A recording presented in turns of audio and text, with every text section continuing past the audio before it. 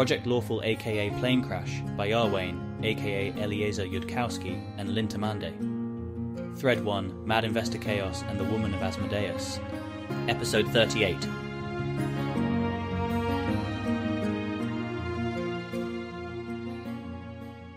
No plan survives first contact with the enemy, but they're as prepared as they can be. What do you mean it's already lunchtime? Somebody should have informed Keltham before this.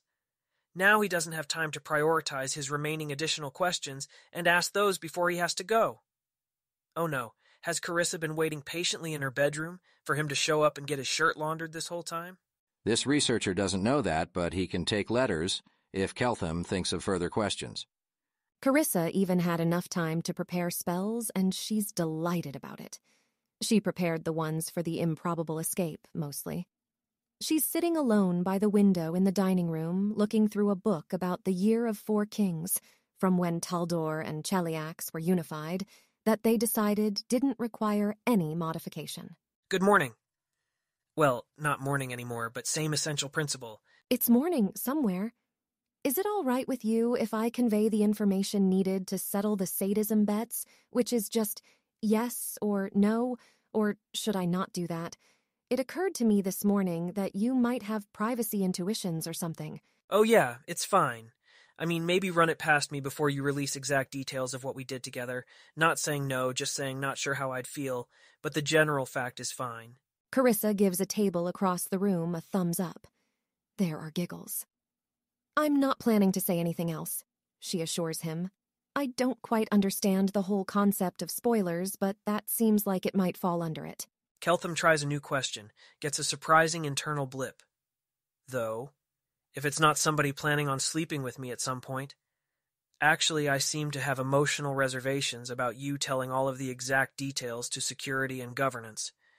But I'm also aware that this may not be reasonable or the most important consideration. So maybe ask me if they need all the exact details, and I can decide in more detail what to feel about it. Also happy about routing it to any entities with no sexuality, but don't assume that's necessary if it's incredibly expensive.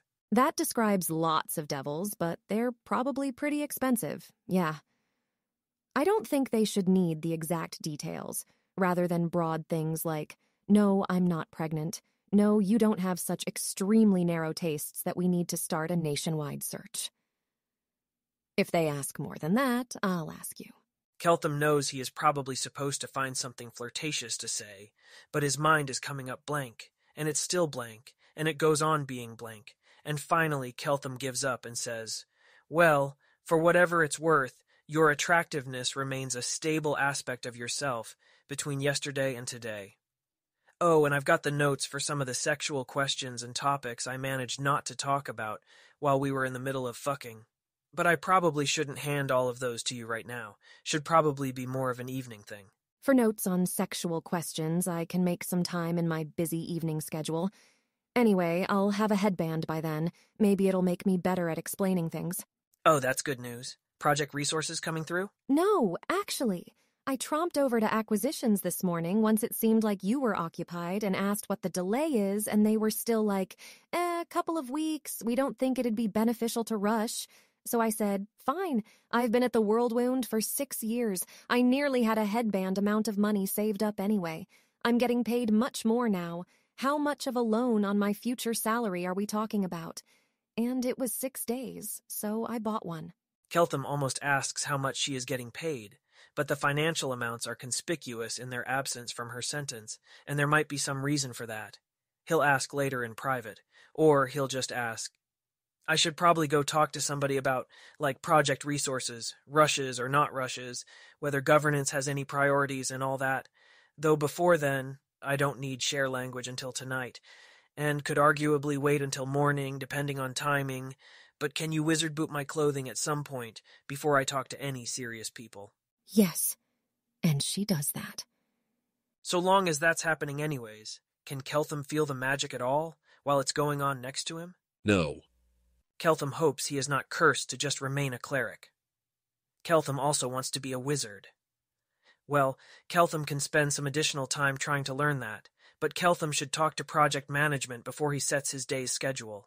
And before then, he should eat lunch, having failed at breakfast. What does the menu look like today in Cheliax?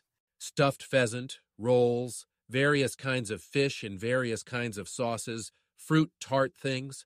Fat, protein, carbs. Cool. Simple, low-tech fare, but the novelty of it hasn't worn off. Keltham fills up a plate and stops by Carissa's spot to inquire about Galarian's pre-existing people who just had sex etiquette, if any, W/R/T his eating lunch with Carissa the day after, versus eating lunch at the more populous table. It is that you should do what makes you happy. I suspected you were going to say that, and I already pre-decided what I would do regardless of the object-level etiquette answer if that was your meta-answer. So I would be able to tell you that your etiquette answer definitely wouldn't influence me. But I still want to know what the etiquette is, if there is one. Eating lunch with the girl you just slept with implies you are inclined to get attached one at a time. Not monogamy, but like one developing relationship gotten to a certain point before you pick up a new one. And eating lunch with all the other girls implies not that. And there isn't etiquette about which one to imply, and in this case, there isn't even really the risk you'll mislead people since everyone knows you are an alien, and nothing you do will have the normal implications. Whether I can get attached to more than one girl at a time is an interesting question. I guess I'll find out the answer to. But I expect I can be attracted to more than one girl at a time. Keltham goes to sit down by the other girls. He's not quite sure what to say to Carissa, feels pressure to have clever and intelligent things to say to Carissa, and it's easier to be part of a larger conversation with people he's seen less immediately. That this is a stereotypical Dath Ilan boy thing. To do doesn't change that Keltham is, in fact, a boy, and doesn't want to expend the mental overhead on defying his gender trope doom fate right now. He's so bad at being evil. This is going to be such an uphill battle. Hi, Keltham, Maritzel says brightly. Are there lessons today? Good question. Probably. What specifically the lessons are is something I'll know better after I talk. Project priorities with project management, which I really need to go actually do. Oh, by the way, point of curiosity, how much are you currently being paid? And then whatever the quantity is, can you translate it into hours of unskilled labor? Well, shit. If anyone has an established answer to that, they need to tell Maritzel immediately. My contract's just for the week. I'm going to have to renegotiate it afterwards, she says. No one has told her. It's for 300 gold, which is, I think, around 4 unskilled labor years. And if she gets in trouble for that, it can just be less on an ongoing basis. It being a lot less than that would be weird if Keltham knows anything about what wizards go for generally. Your economy makes no sense. None. It does not make any sense at all. All of the sense was surgically extracted from it by advanced medical technology. Or are you just getting come down here for a very strange and possibly dangerous week, and then we'll renegotiate exception handling money? Shoot. Is it too low or too high? She has no idea what Keltham's calibrated off. The latter? When they grabbed us, I don't think anyone knew exactly what we were being hired to do besides, hang around an alien our age who Asmodeus had said to be helpful to. What does a regular wizard of whichever circle you are get paid? Like a tenth of that? If they're spending most of their time on things that make money. 0.4 years. Week is 1/50th year or so. So 20 times more than unskilled labor. Okay, that's not too bad. That's a relatively well-paid person in Dath Ilan, but not mad superboss money. Very little labour remaining in Dath Ilan is labour that requires no prior skill, practice or native talent. But the fact that there are a few things like that which need to be bid into any market, and that everybody has that particular resource to offer, makes it a reasonable-sounding sort of thing to use for a unit of account, assuming that you are otherwise the sort of people who just refuse to accept downward price stickiness and will instead repeatedly scream at everyone to adjust their damn prices more often, instead of going for an inflationary unit of account that means a different thing each year and would require adjusting all the graphs. Some very serious people think this was the wrong decision, but it's got a lot of civilizational inertia behind it. Good, because it is true. Maritzel really sees the merits of saying true things to Keltham. Wizards don't start making what I think you'd call mad superboss money until 5th circle. And that's 1/32nd of wizards, who are 1% of the population. So that checks out. You are not having most of the wage income going to a small fraction of all the people. 1 in 32 wizards will eventually make fifth circle, but fewer than that are fifth circle at any given moment, since it takes decades, says Maritzel. It's like 1 in 60, 1 in 100. I think it's changing now in Cheliax since we have way more people training to be wizards than we did a generation ago, but I don't remember the exact numbers offhand. Somebody who's already eaten a bit want to try, introducing themselves and their life story, says Keltham. Since I actually need to eat, having missed breakfast while distracted. Feel free not to if that's not a thing here. Keltham does start eating, though. The girls glance at each other. I'll go, says Maritzel cheerfully. I was born here in Ostenso.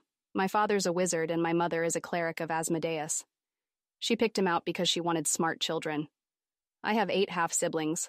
My elementary school was in the temple, so I didn't actually leave it until I was 10? It was a big temple, though, endless courtyards and secret passages and so on, and it had an orphanage, so I had lots of peers, though I was smarter than them. I had more toys than them, so I traded them toys for doing all my chores. When I was 9, I tested into wizard school and was absurdly excited, mostly because it was all the way down the big street. When I was 12, my mother decided all this was embarrassingly uncosmopolitan, and so she took me on a trip around the country by boat, and that is how I discovered I get very seasick, and declared I wasn't leaving Ostenso again until I'm a high-level wizard and can teleport. A declaration that was about to be falsified, since I've enlisted. But now here I am instead of going to the world wound, so maybe it'll come true. Who knows? Huh. That sounds a lot more normal for a genius's childhood than I think I would have expected for Galarian. Unusually smart mom who can afford childcare for lots of kids, picks out smart dads, spends part of her life having 8 kids. They all live in a huge group house with lots of secret passageways. One of those kids is even smarter and ends up getting hired by a weird, important project. That could basically be the early biography of any Dath Ilani who's as smart for that world as you are for this one. Except for the part where you literally didn't leave the enormous temple, which I guess makes more sense if travel is more expensive and dangerous, and the children get centralized to a particular part of the city where they don't get attacked by mind-altering cornfields. How many horrible Galarian things are you leaving out from that story because you don't want to embark on very long explanations of them? Not asking for a list, just a rough quantity. None on purpose for that reason. Probably several because they didn't occur to me as horrible, such as, yes, the fact it's dangerous for children to wander around outside alone, or I had more would-be siblings who died. Probably 4 or 5 things like that if I think about it. Keltham's brain does automatically generate the question, how many dead siblings, but it doesn't make it to mouth. I had an odd childhood for a Dath Ilani, Keltham says. A lot less optimized than most childhoods are. My parents weren't driven to make my life as perfect as possible, just substantially better than not existing. I agree with them about that, to be clear, but still, a lot of Dath Ilani would be, well, actually were, politely horrified about it. Like lots of moving between different parts of default. That's the biggest city in civilization where you live if you want to live around lots of options, and you don't have any particular reason to live anywhere else. Other parents would have been worried about frequent moves disrupting my childhood relationships. On their philosophy, maybe that wasn't literally optimal for me, but I'd probably be basically fine. So they went ahead and moved any time they got bored. Single-family house module with only a couple of secret passages, one of which was in the house library and just went around a corner from one bookcase to another bookcase in the same library. I am currently making an error, and my error is that I am not eating. Keltham resumes eating. That doesn't sound very odd for Galarian, but usually it'd be because the family had a job that required moving, not because they got frequently bored. How do people move around here when their job requires it? This villa seems like it'd be very hard to pick up intact and move somewhere else by non-magical means, and most people can't afford teleports, so that's not it. Do you just swap houses and all your stuff with another family of similar size that happens to live in the right place? Doesn't seem like that should happen at the same time, often enough, unless you have a monthly moving day.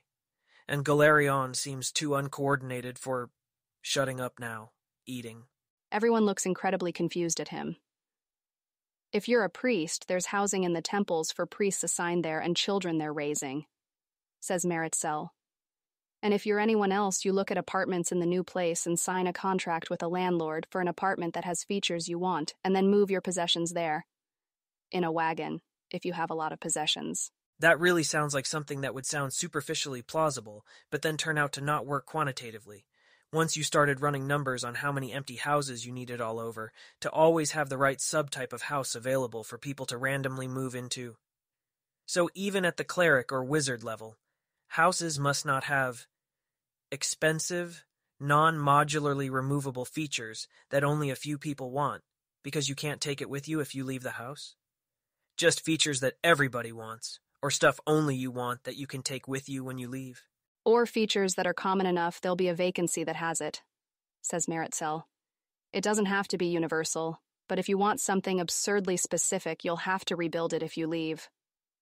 Wait, how do houses get to places in the first place if you can't move them once they're built? Like, this house looks to be way out in the middle of nowhere. If you can't move it, how did it get here after somebody built it? They built it here. So, like, there's a place that makes sections of walls and floors that are small enough to be easy to move, and they ship the sections of walls here, and a local crew assembles those into a house using tools that are also small and easy to ship around. You cut stone and lumber and ship them down the river and then have mules drag them to the site. And then at the site, you build the stone and lumber into walls, using stonemasonry tools and saws and so on. Mules drag them to the site. Do you not have wheels? Keltham quickly tries to recall whether he's seen anything with a wheel built into it. He hasn't. Yes, we do. Mules drag wagons to the site if it's not too steep or rocky for that. Is it, like, not particularly more cost-effective, the way your economy usually runs, to have one place that makes lots and lots of something, instead of making a single copy of something wherever it gets used? Definitely not for houses. The transport costs would kill you. It makes more sense to have one shipyard than a dozen small shipyards. Okay, good. When I heard that you were assembling single copies of houses from raw materials in individual places, without even trying to build pieces of houses in a single place and assemble those pieces, I was wondering if your whole world just didn't have centralized manufacturing for some reason. Ione has never done anything in her life like what she's about to do. Not since she was old enough to remember. And if her soul belonged to Asmodeus, she probably still wouldn't have done it.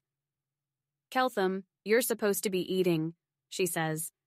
Right, more food. Actually, even if it's relatively safer now, Ione is not entirely sure why she did that. No one else gives her an odd glance about it because they're too well trained. Laborers' time isn't very valuable, so for most things it's more worthwhile to send the laborers to wherever you want them laboring than to figure out how to send a bunch of pieces of something across the country, Meritxell says.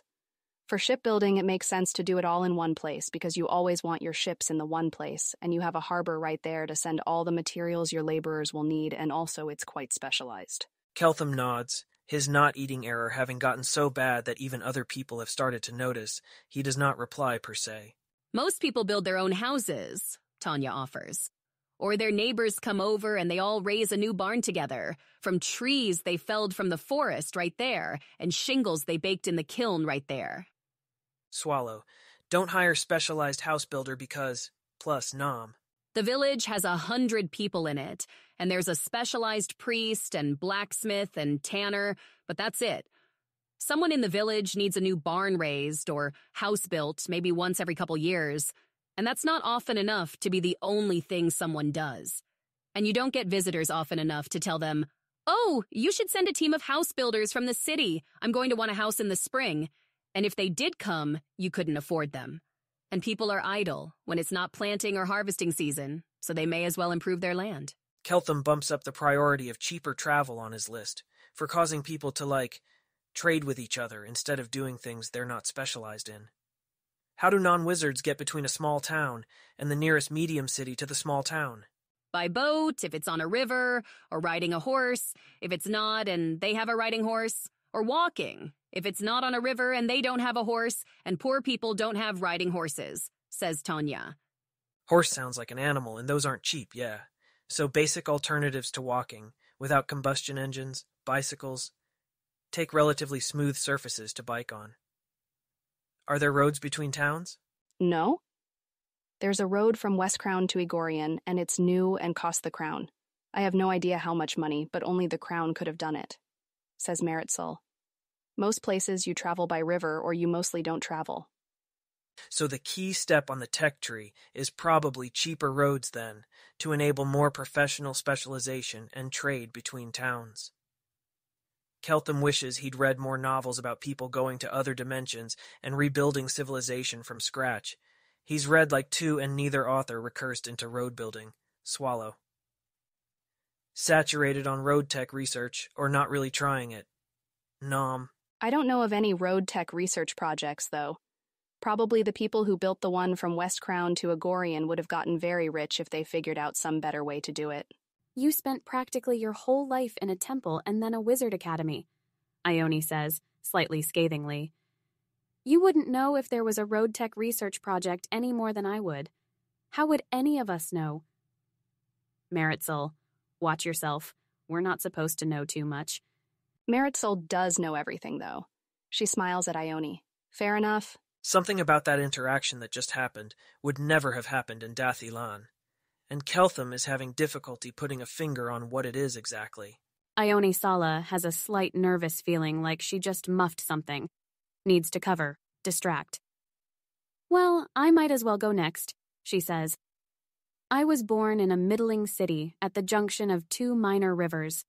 My parents were a couple of low-level city bureaucrats, intelligent enough not to be farmers, but not really a lot smarter than that. Incompetent, failed, filled with searing resentment at the world for it. I was noticeably a lot smarter than they were, so they hated me and did what they could to make my life more miserable without that affecting how much they could sell me for. Didn't know what to do with me, really, and wizard-tracked me, sold me like the farm animal I was. As soon as it became clear that I was going to be a bookish wizard type, my life is just that city, then Ostenso Academy. I also would have expected to see the larger world for the first time when I went to the World Wound. Not that I'm complaining. I grew up on a farm where the nearest village was a couple hours of walking away, and the nearest city much farther than that. Far enough, no one had been, Tanya says. When I was 7, the village got a priest, and the priest said everyone had to come into the temple for school, so I went. And I hadn't seen reading or writing before, but I picked them up right away. And after a couple of months, I was studying with the older kids.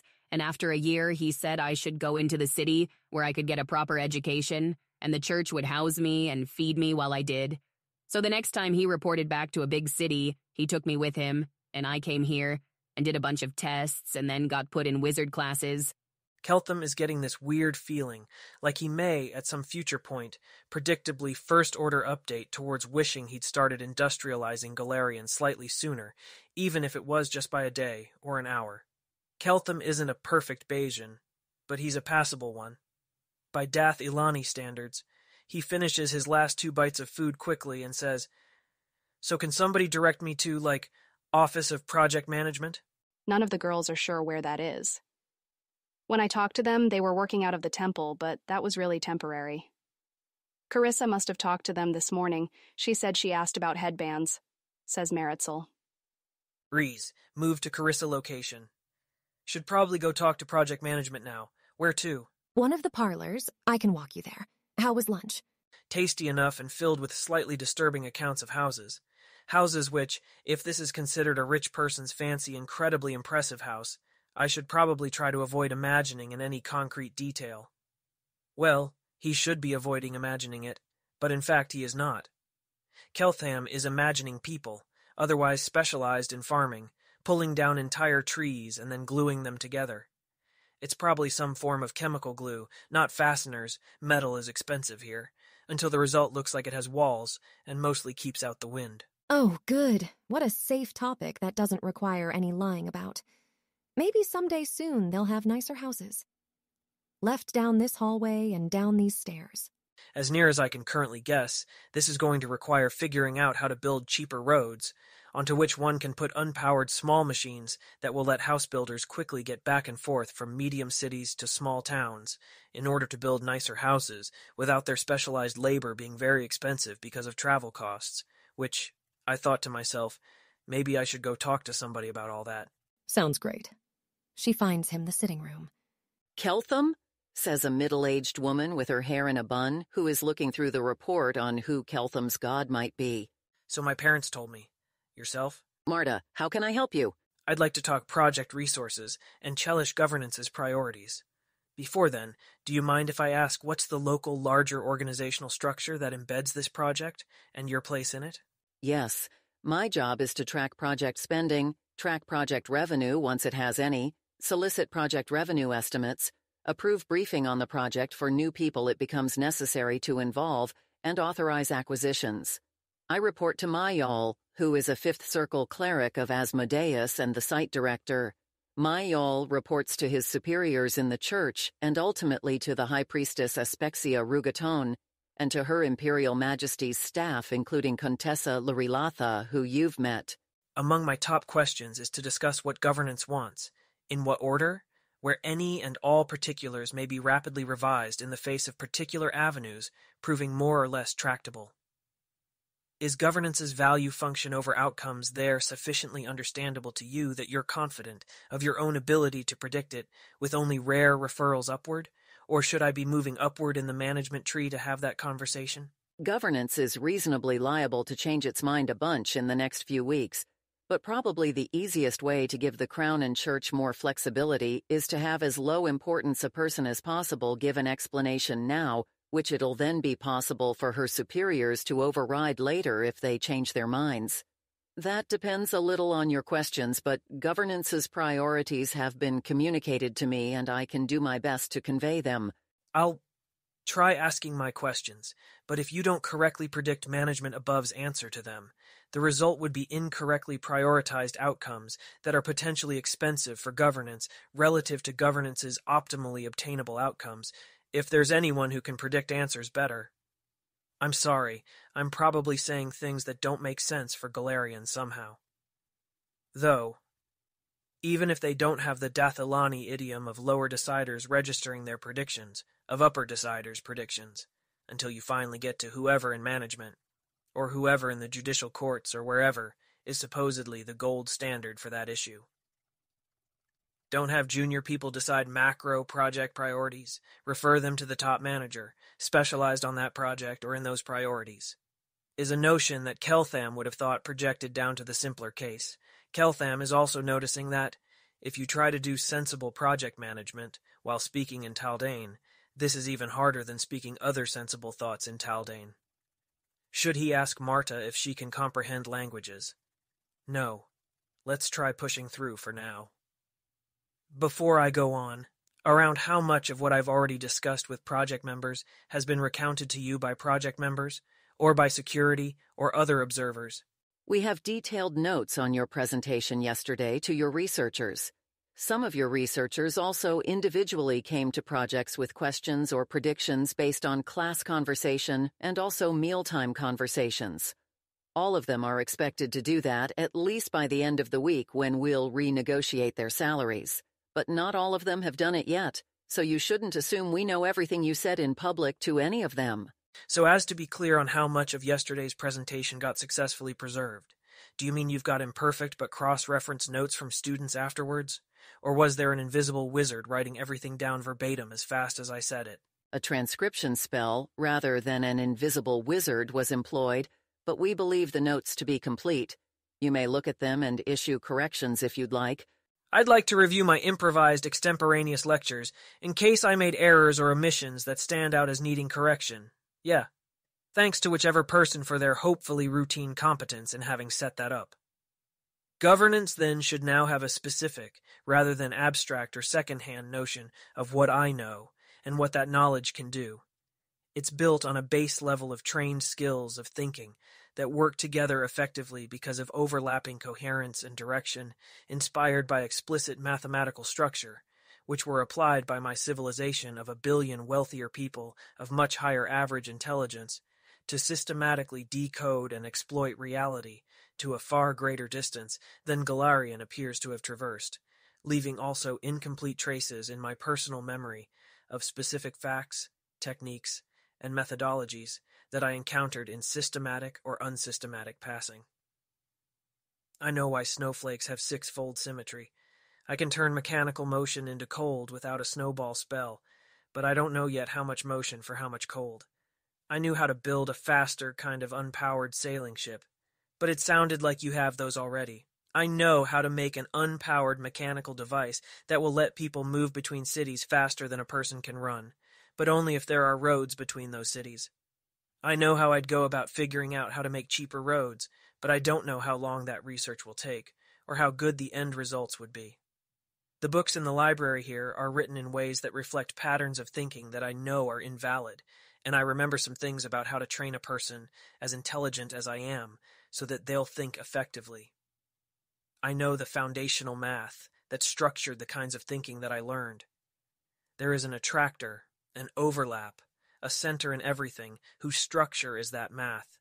And by far the most important question is whether Galarian can be started down the path leading into that attractor and learn for itself what civilization learned. But there remains the question of what governance wants to see first for scaling up investment in this. Many of those things are of interest to us, but what we currently predict will be most immediately valuable is the habits of thought for intelligent people that make them competent to discover all the rest.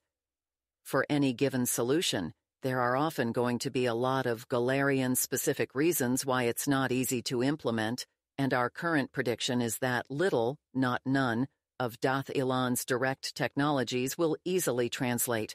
But if we understand the basics of how the gods reason and how human-level intelligences can use the reasoning patterns of the gods, then we can overcome any given complication that is due to dragons or Charybdis or the Fae or whatever. Keltham doesn't know enough to be impressed by the sensibility of a crown-boosted Abergale Thrune, because Keltham has no reference point for the usual sensibility levels of pseudo-medieval governments. I suspect you underestimate how much would translate if we had the books in front of us, but we don't, and that means non-Keltham people need to know how to fill in the gaps regardless. Such techniques are meant to be used, however. They are best taught as they are applied, not as pure abstractions.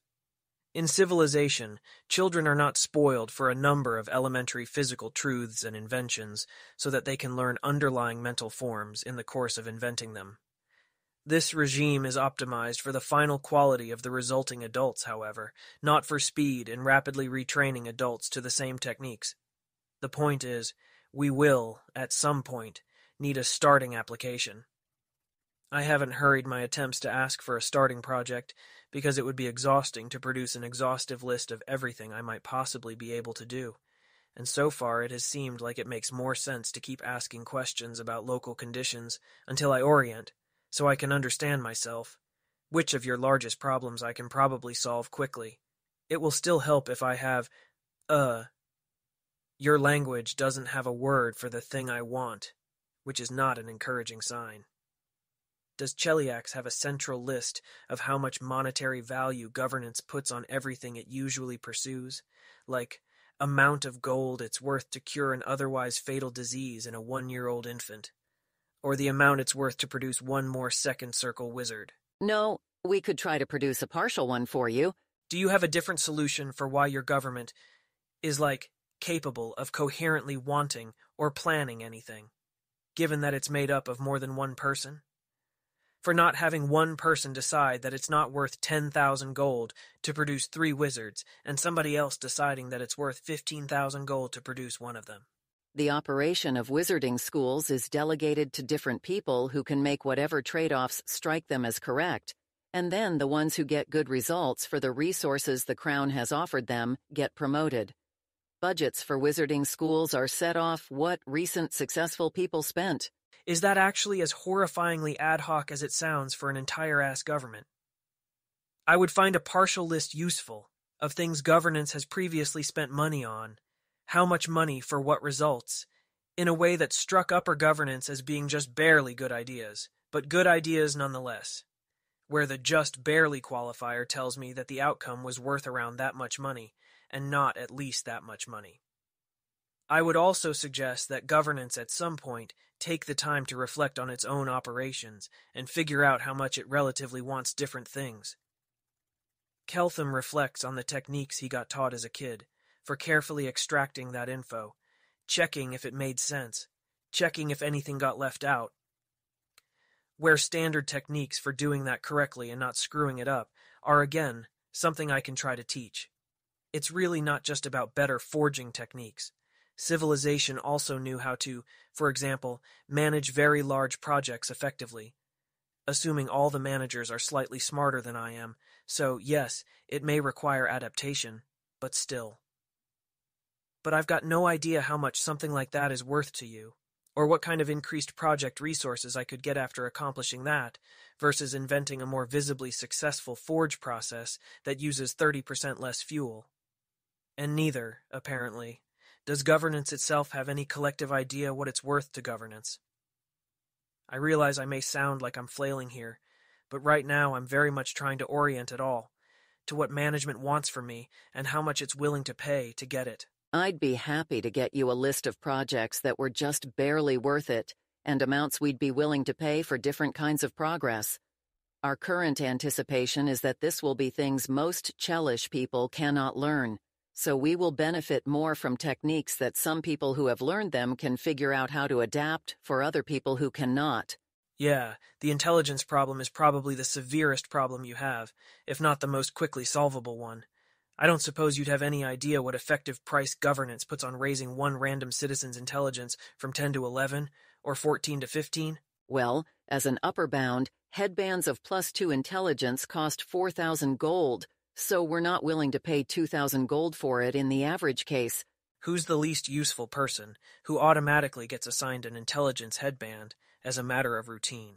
Wizards promoted into command of a unit of more than 100 soldiers, typically at 4th Circle, if they haven't purchased their own years before that, which they typically do. That's very helpful, thank you. At what earliest point do we start looking visibly as useful collectively as a wizard in command of 100 soldiers? You are already estimated to be more useful than that, and more resources than that are already ongoingly expended on this project. Our plan is to deliver you headbands even if we do not upgrade our estimate of the usefulness of the project, but it will take a few weeks because of added security measures. Ah, okay. That makes more sense compared to what I expected an intelligence headband cost, and what I expected this villa cost. Security measures? Magic items can be cursed. Usually this is not a major concern in the headband trade because a trained wizard with specific experience in detecting enchantment and mental manipulation will notice.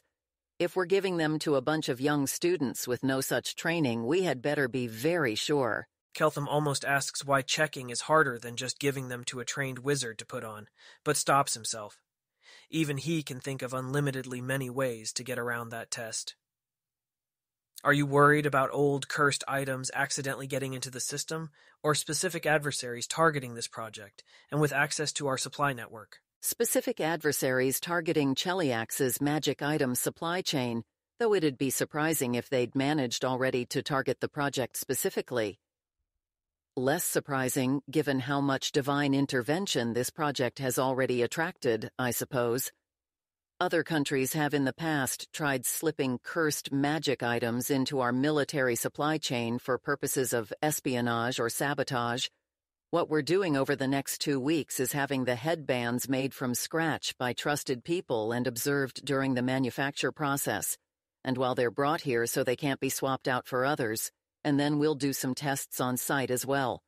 Then you can have them. He should ask Carissa about her own reasoning before asking project management about the safety of Carissa's bypassing the system, Keltham thinks. It is not clear that everyone's organizational internal incentives are perfectly aligned. But he should ask Carissa about it, soon.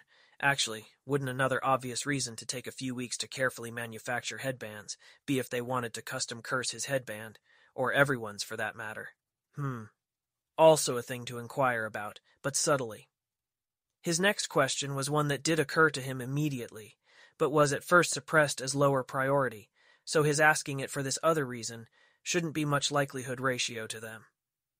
Maybe it's the wrong use of your time to ask, but if it can be said briefly, what are the consequences if an adversary manages to infiltrate one headband? Likely ones, they are able to eavesdrop. That is the obvious multi-purpose kind of infiltration adversaries frequently attempt. Also likely, they're able to use it to track the wearer's location or to tell what spells the wearer has gotten. Less likely, more concerning ones, they're able to interfere with the fundamental function of the headband, enhancing intelligence, by making some thoughts more salient or easier to apply full intelligence to, and others less so. They're able to detect at some low granularity the wants, priorities, and fears of the wearer. Aw, crap. Though plus side, they would be less likely to tell him that if they were planning to curse his headband on purpose. But still, it's plausible that if Carissa can detect cursed headbands well enough not to fear them, Keltham can also detect them via sheer having any mental skills that even use Owl's wisdom. But specific training always counts for an awful lot. And of course, Keltham only has their word that an adequate counter-training even exists. Well, he'll figure that later. Back to primary topic. What would you say if I asked you to tell me about Cheliax's most important problems, independently of whether you thought I could solve them? The world wound is the most urgent problem. We are allocating something like 15% of our resources to containing it, and it is not getting worse, but it is not getting better either. After that, periodic epidemics of cholera, smallpox, polio, plague, and flu. Ongoing deaths from tuberculosis, malaria, and diarrheal diseases, droughts, inadequate nutrition, the threat of war, risks from random, powerful wizards doing very stupid things. Directly challenging world wound fighting sounds, like it would take weapons. Weapons take trust. Keltham is not very calibrated on how well they do at fighting epidemics here, but if that's their second worst problem, about how much would the government pay to avoid one epidemic, from whichever is the worst class of epidemic, and how often does that happen? And suppose that I ask somebody to come by tomorrow who's an expert on epidemics and current countermeasures, so I can quiz them. I don't particularly expect this result, but suppose it turns out I can tell you something on the spot that, combined with your other magical capabilities, completely wipes smallpox or flu. What could I expect in return, and how would the project scale from there? I expect we would pay 50,000 gold pieces to avoid one epidemic, noting that delaying one in one city through very good precautions usually just means it hits there later because no one developed immunity through infection. I expect we would pay something like 1 million gold pieces that completely made a major cause of epidemics go away if that didn't just mean all the same people die, but of other things through some mechanism. I don't know what higher budget project items you'd want. More of Contessa Lorilatha's time? More students? More miscellaneous magic items? But we could arrange any of them, if you achieved that. Keltham nods. That's grim but true. If plagues reduce population density to make future plagues less likely, or if people starve until their immune systems weaken, and after a plague the survivors get more food per capita, those are both equilibria that will get restored around the variation of particular causes. I'll think more toward generalizable measures that will shift long-term equilibria of epidemic levels, rather than on specifics of one epidemic then. If your impression is that naively eliminating one particular source of epidemic would, say, cause urban density or food per person to increase or decrease until the remaining epidemics became more virulent. I'll obviously also want a contract before solving particular things, and it'd be nice if there was some generalizing way to assess that value, rather than my constantly interrupting myself to negotiate and sign new contracts. That's part of why it would have been useful to have a schedule of how much value the government assigns to things. We could then negotiate general percentages covering what I and other project members would capture of the value we create. We will try to come up with such a schedule for you, and a proposed general contract along the same lines as the one you negotiated for general intellectual concepts with Contessa Lorilatha. If you would like, I can lay out approximately the terms we'd expect that to have, though I don't have authorization to make commitments on that scale on the Crown's behalf. Understood. Go ahead, then. Cheliax expects to request most of the gains, maybe 80% or 90% of Keltham's inventions, while he is repaying them for the loan of this villa and a full-time research staff and a full-time security staff. The loan will accumulate interest at the same rates any devil in hell gets. If they get a loan in hell, usually humans have to pay higher interest rates than that, but that's because, frankly, lots of humans will run away and not pay, and they both trust and can verify Keltham's assurances on that front. Cheliax expects to request much less of the gains, perhaps half, once the loans are repaid. A complication they are keeping in mind is that Cheliax doesn't have a systematic way of collecting benefits that don't literally directly accrue to the state in the form of higher tax revenues from various dukes. And it sounds like Keltham's society would have such a method.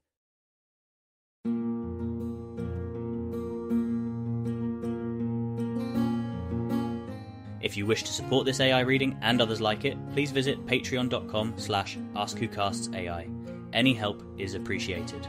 And thank you to executive producer John Doe 7776059.